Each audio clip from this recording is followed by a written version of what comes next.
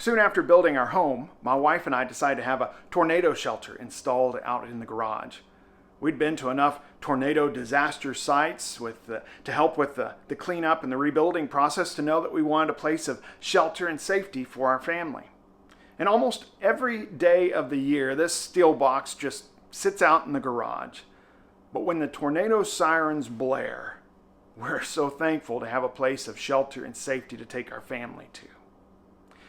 Well, you and I know that the storms of life are real and they come at us often. The pain of loss, disappointments and failures, quarrels, tragedies of all sorts. They seem to come at us sometimes daily, especially in 2020. But one good thing to know is that God's shelter is real and that God's shelter is so much better than this steel box you see behind me. I'd like to consider with you 3 quick things as we talk about the storms of life and the shelter that God provides. Number 1, Scripture teaches us that troublesome times are a part of life, but God never leaves us alone. From Genesis to Revelation, we have the accounts of real people and real events where God saw them through times of trouble, how he helped them, how he encouraged them. And I think the book of Psalms is a great place to read about seeking shelter in God.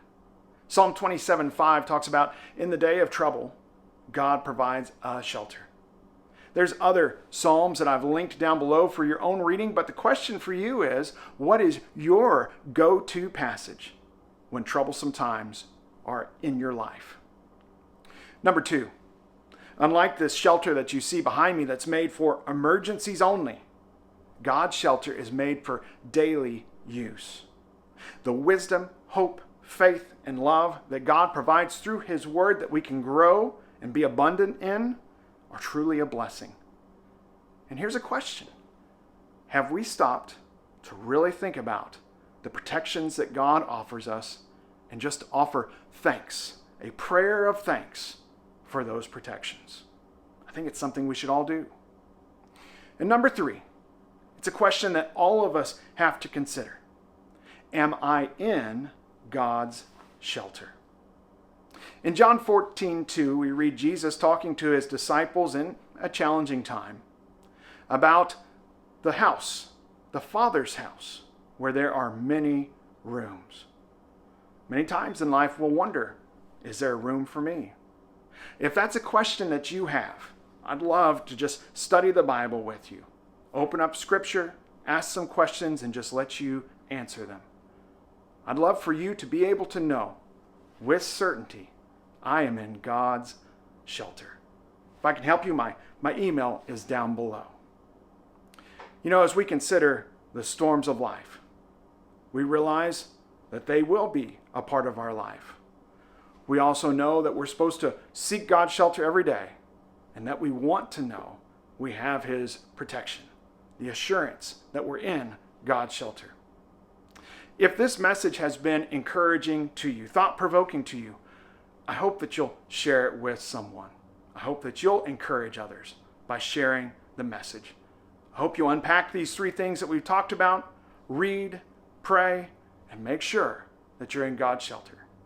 Have a great week. Oh, hi, you're still here. I'll let you in on a little secret. Our shelter out here in the garage, quite often it's filled up with a bunch of our junk, like this stroller. It's a great stroller. Somebody else could probably use it because we've got an 8-year-old and a 13-year-old. We don't need strollers anymore.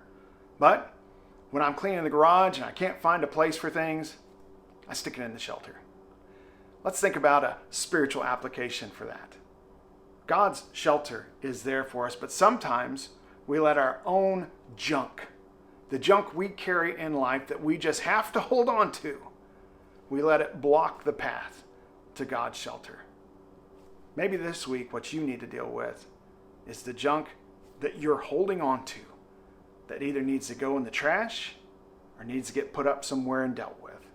Make sure you do it this week. We all allow a little bit of clutter to exist in our lives. Let's try and put away as many things as we possibly can that stand between us and God's shelter.